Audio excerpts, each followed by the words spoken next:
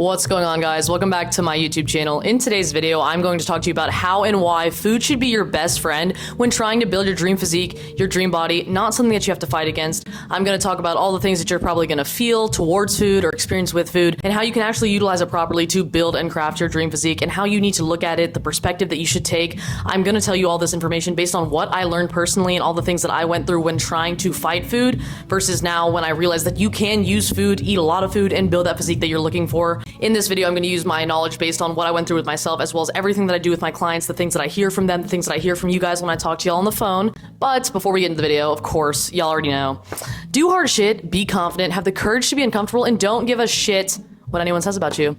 I'm going to put y'all on my computer right now. I will see you guys over there. I love y'all so much, and I will see you in like 2 seconds, like right now. What's going on, guys? I have y'all on my computer now, and we are going to talk briefly about how and why food is your best friend and not the enemy. I'm going to try to keep this one a little bit short today so it can be easily digestible and it's not too overwhelming. I'm going to break it down as simply as I possibly can. But before we talk about the how and why food is actually your best friend, I want to talk about the whole enemy side of things first, because I know a lot of us struggle with that, and a lot of us probably have this negative relationship with food. If you don't, then you can skip ahead to when I actually discuss those two things. But usually if you're viewing food as the enemy, you will. I've coached people that have. I talk to people every single day. It's a lot of you guys that have the same thing.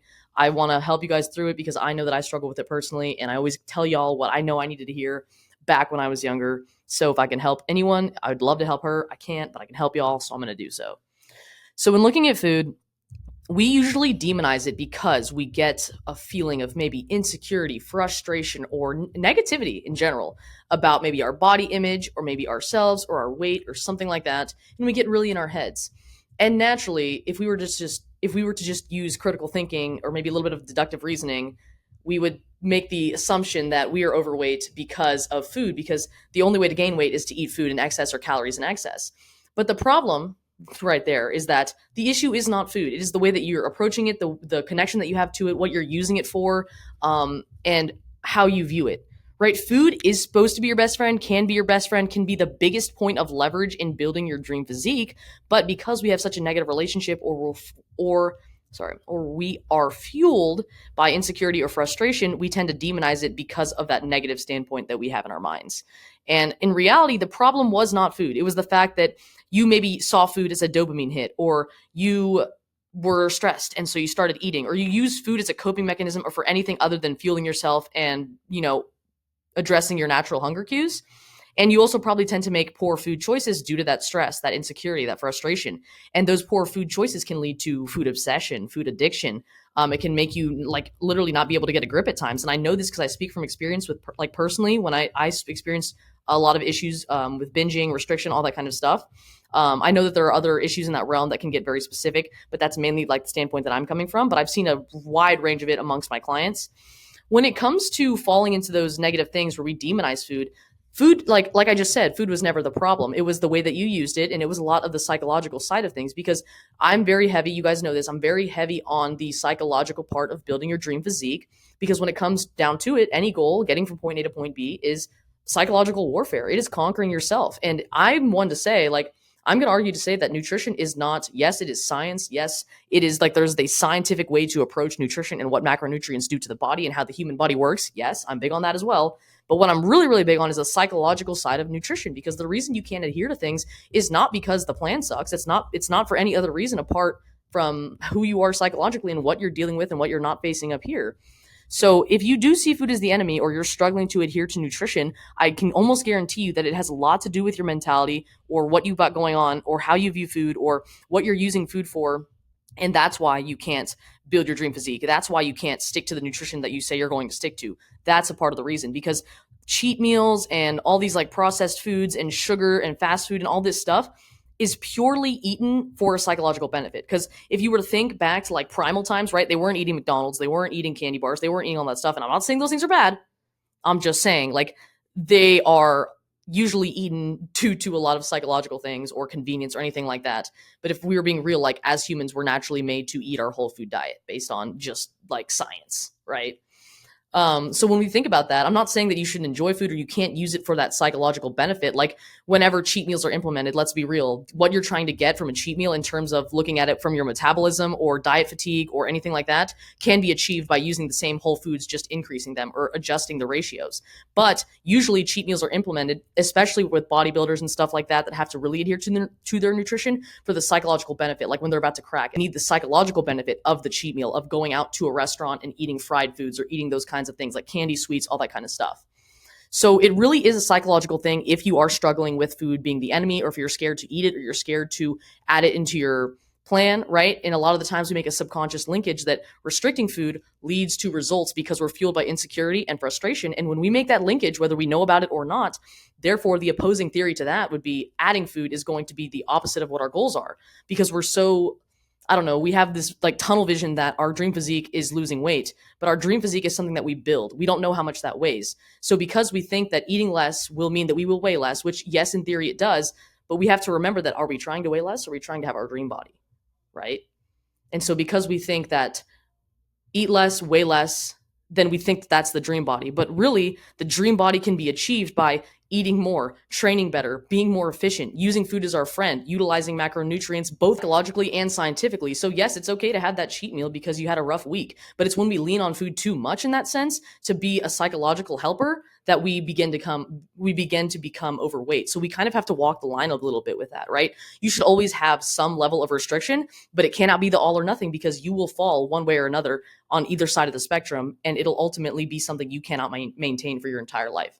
So I'm really, really big on the first part of, demonizing food, because this is really psychological here. And I could give you the best nutrition possible with all the knowledge that I have based on myself and my clients, but you cannot stick to it if you are demonizing food, if you have these issues mentally, or you don't have the mental fortitude to handle stress, handle your emotions, or you don't know how to navigate it.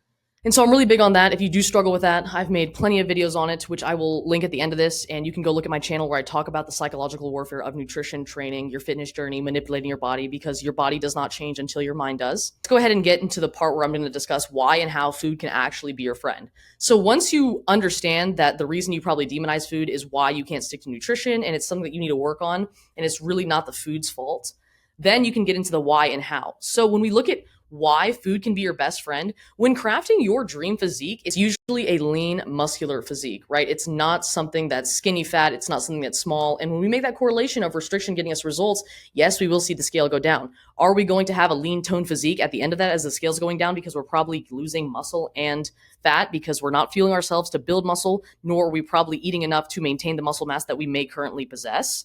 So it's probably going to be like a skinny fat version of what you already are. And you don't want to restrict yourself into that, because number one, results aren't going to be as good as they would have been had you fueled yourself properly. Number two, it's going to exhaust you, ruin your metabolism, and be hard for you to maintain for your whole life. So you're going to get results that you're not going to be able to keep for as long as you'd probably want, because realistically, this is going to be a lifestyle change. When we shift our thought process from eating less to, eating less because we're so insecure and frustrated and we want to see the scale go down, because this is very, very common. And I know it's common because I experienced it and I talk to you guys.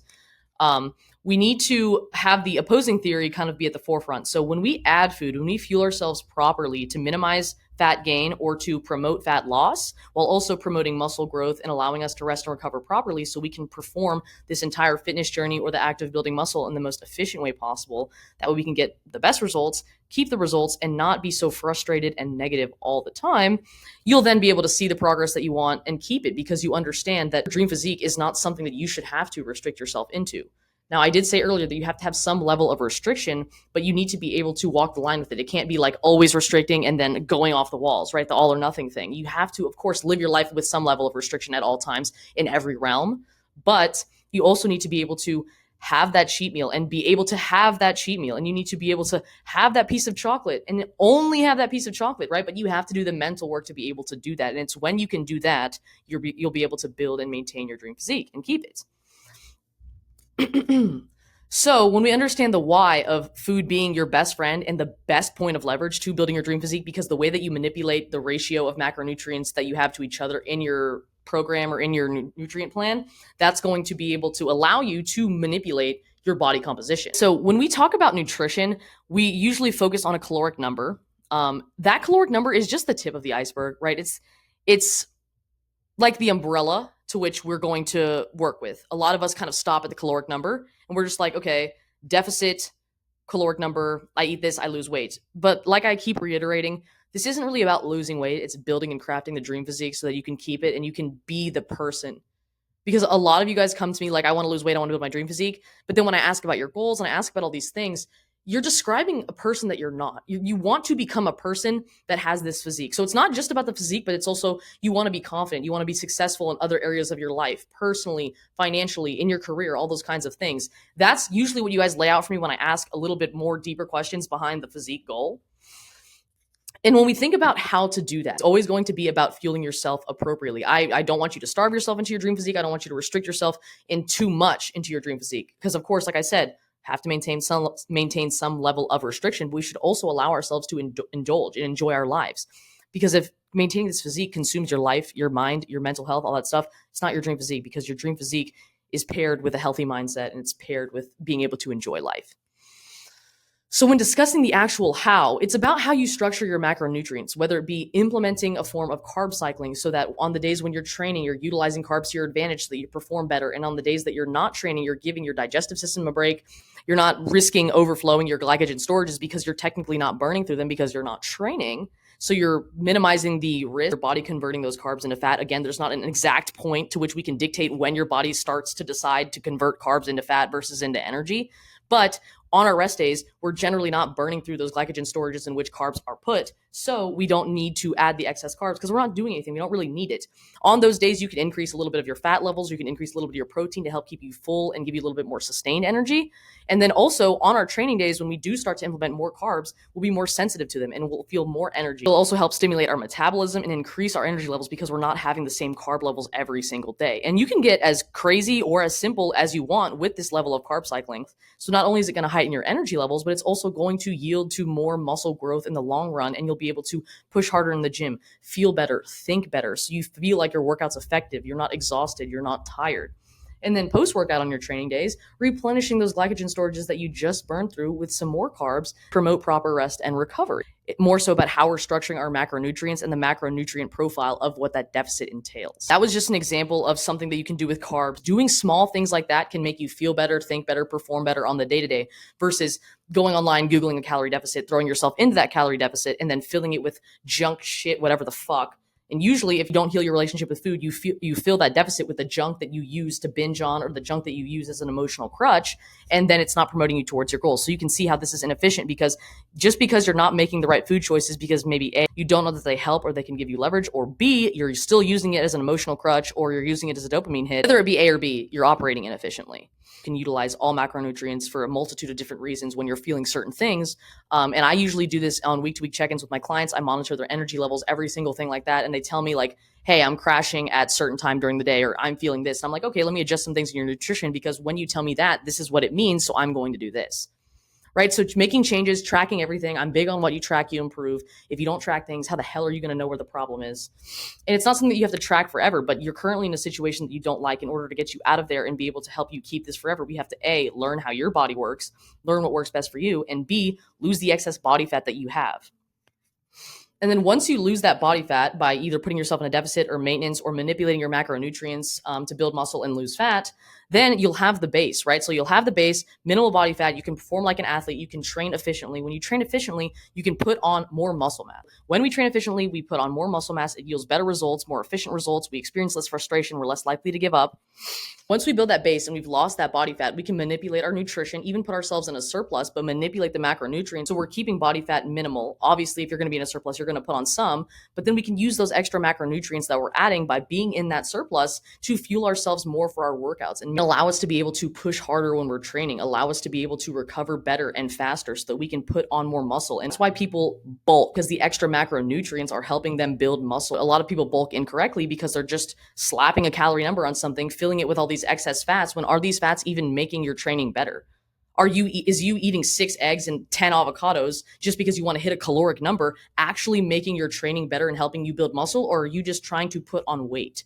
Are you just trying to eat 3,000 calories a day to get huge? Is it actually building muscle, or are you putting on fat? We don't know. But a lot of people focus so much on calories and not the macronutrients and what they're doing for you and how you can use them as leverage if you just structure them appropriately per how your body responds to the nutrition that you're currently running.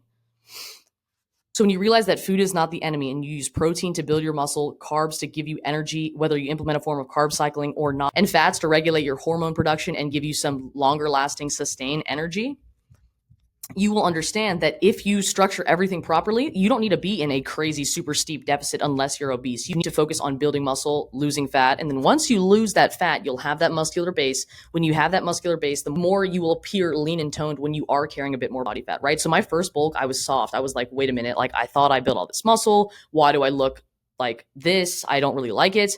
Obviously, I just didn't have enough of a muscular base. Now I'm currently bulked up. Love the way that I look because I spent years training to build the muscle so that now excess fat that I do carry right now because I'm in a surplus to build more muscle is adhering to the muscular base that I have. Whereas when I first did it, I had no muscle for the fat to adhere to, so I just look soft. Because muscle is hard and very compact and fat is a bit more malleable. I don't know if that would be the correct word to use in this sense, but malleable, it can form or adhere to the muscle base that I have, therefore making me look lean and toned still, just a little bit more full on my bulk currently. So whether I'm in a bulking or a cutting phase or whatever it may be, a muscle growth phase, anything like that, I'm happy with my body composition because not only did I know how to manipulate macronutrients and I know how to time my nutrients, I'm also proud of the muscle that I've built along the way and I'm operating efficiently so I don't have the constant thought in my head, is this working? Am I doing the right thing? I know that I'm doing the right thing. I know that it's working because I've done it so many times and I've tested things out on my body to know how my body reacts to things and what it means and what I need to change, whether it be with nutrition, training, sleep, rest, and recovery.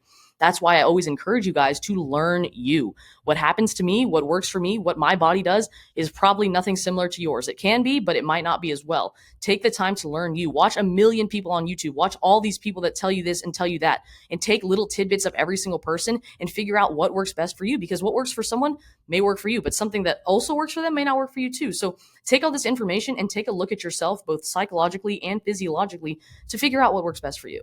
That is the main thing that I preach on this channel, is that so many of us are in a rush because we're insecure and we're frustrated and we're just so unhappy with where we're at that we don't take the time to learn what works best. And so we operate inefficiently by default because we never took the time to adjust to the learning curve. And usually when we don't do that, we can't stick to things for long because it isn't what works best and it's very hard to adhere to and it consumes us, and it's usually a very negative relationship that we begin to develop, and then we give up and we quit. That being said, guys, that was much more of a conversational video about how and why food is your best friend and not the enemy. If you want to work with me one-to-one to build your dream physique and be confident, I will leave the link in the description of this video. If spots are available, of course, I will personally be reaching out to you. If you want to see more of me or message me personally, I will also leave my Instagram linked in the description of this video. I see all your likes, comments, DMs, all that stuff. And I just want to remind you guys, thank y'all so much for watching, for supporting me, for subscribing, for commenting, for DMing me. I see every single thing and I love you guys so much.